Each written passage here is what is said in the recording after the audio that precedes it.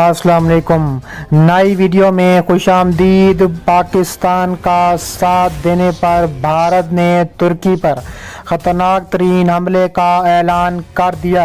भारत के 15 राफेल जंगी हथियारों का तुर्की पर हमला। यूनान के साथ मिलकर भारत ने तुर्की पर कहर ढा दिया। तुर्की ने अपना S-400 एयर डिफेंस सिस्टम चला दिया। भारत के 3 जंगी हथियारे तबाह कर दिए। साथ ही यूनान के 35 किलोमीटर पर घुस कर कब्जा कर लिया। तुर्की का अगला हदफ यूनान का सबसे बड़ा समुद्री हिस्सा है। तुर्किश फौजों की यूनान में कार्रवाइयां जारी।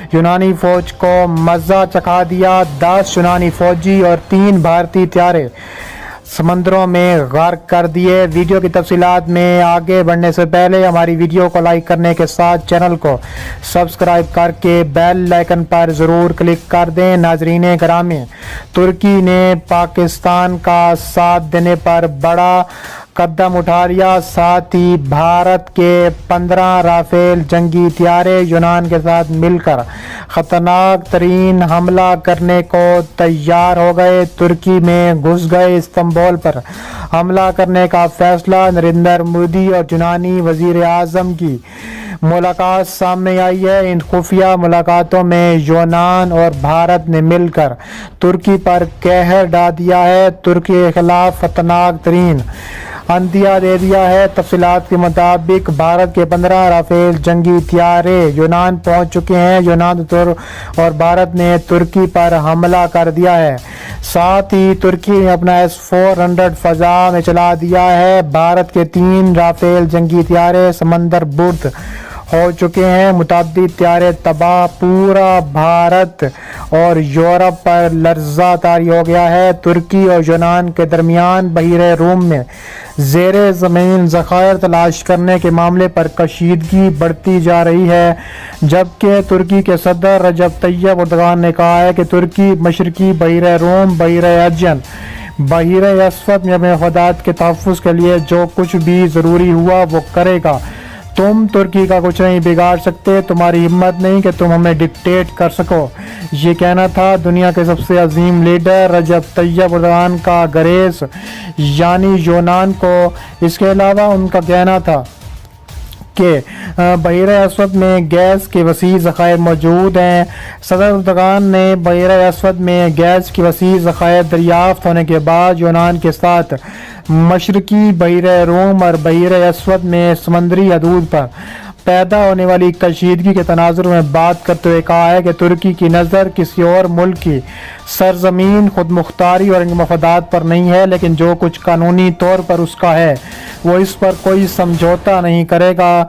सदर एर्दोगान ने कहा है कि तुर्की हर किसी से कहता है कि ऐसा गलत कदम उठाने से गुरेज करें जो इसकी तिबाही का सबब बन जाए। उन्होंने कहा है कि जो बाज़ांतीनी विरसे का हिस्सा कहलाने की भी लायक नहीं, वो आज यूरोपीय ममालिक की मदद से गैर मुनसिफाना और कज़ाकाना हरकतें कर रहे हैं, जो जाहिर करता है कि उन्होंने तारीख सबक नहीं सीखा।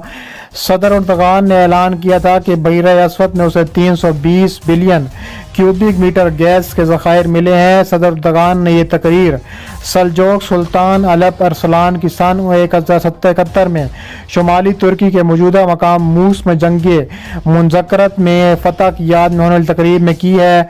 सल्जोक सुल्तान की इस फतह से बाज़ंतीनी सल्तनत का ज़वाल शुरू हुआ और खिलाफत उस्मानिया की बुनियाद पड़ी थी। तुर्की और यूनान के मबैन समंदरी हदूद पर पाए जाने वाली कशीदगी को कम करने के लिए मुसाहिलती कोशिशें कर रहा है। जर्मनी के वज़ीर ख़ारजा हेको मास ने ख़तरनाक तरीन तुर्की का दौरा किया है। वज़ीर ख़ारजा मेवलूद चाविश-ओगलो से मुलाकात की है, जिसमें तुर्की के वज़ीर ख़ारजा ने तमाम अमूर की बातचीत के ज़रिए हल करने की कोशिशों पर आमादगी ज़ाहिर की है। अलबत्ता तुर्क वज़ीर ख़ारजा ने लाकानूनियत पर एतराज़ किया, जिससे इलाके में कशीदगी बढ़ रही है।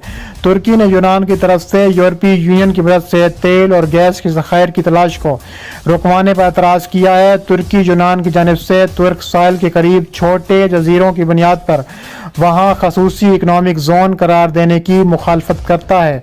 तुर्की ने कहा है कि कब्रस के जजीरे के करीब कुदरती वसाइल की मुनसिफाना तकसीम होनी चाहिए। तुर्क कब्रस और यूनानी कब्रस اس کا حصہ ملنا چاہیے۔ ترک قبرص نے ترکی کی آئل کمپنی ترکش پیٹرولیم کو گیس اور تیل کے ذخائر کی تلاش کے لیے لائسنس جاری کیے ہیں۔ ترکی اور یونان دونوں اس خطے میں پائی جانے والی خطرناک ترین توانائی اور معدنیات کے ذخائر کے دعوے دار ہیں، اور ان میں مشرقی بحیرہ روم کے اہم علاقوں پر حقوق کے بارے میں بھی شدید اختلاف پایا جاتا ہے۔ سروے کرنے کی یہ پیشگی وارننگ قبرص اور کریٹ کے درمیانی علاقے کے لیے جاری کی گئی تھی۔ اس وارننگ سے یونان کی فوج میں خطرہ مندرانے لگا اور کاسٹل ریزرو کے قریب لڑائی ہونے کے امکانات تشویشناک حد تک بڑھ گئے۔ ترکی اور یونان کے تعلقات کئی مہینوں سے سرد موری کا شکار ہیں۔ دونوں ممالک میں یونان پہنچنے والے تارکین وطن کے معاملے پر بھی اختلافات تھے، اور اس دوران یونان اس قدر شدید حیران و پریشان رہ گیا تب ترکی نے قدیم یونانی چرچ کی عمارت آیا صوفیہ کو گھر سے دوبارہ مسجد بدلنے کا فیصلہ کیا۔ جرمنی کی مداخلت کے بعد دونوں ملک مذاکرات پر رضامند ہو گئے اور بظاہر حالات ٹھنڈے ہو گئے، لیکن شروع میں یونان نے مصر کے ساتھ سمندری حدود کا تعین کرنے کا ایک معاہدہ کر لیا تھا، جسے ترکی اشتعال میں آ گیا۔ یونان کے ساتھ مذاکرات کو منسوخ کر دیا گیا اور 10 اگست کو اپنے مشن پر روانہ ہو گیا۔ دوسرے دن اوراکراف کے بارے میں اطلاع ملی کہ اس نے کریٹ اور قبرص کے درمیان علاقے میں سروے کا کام شروع کر دیا ہے۔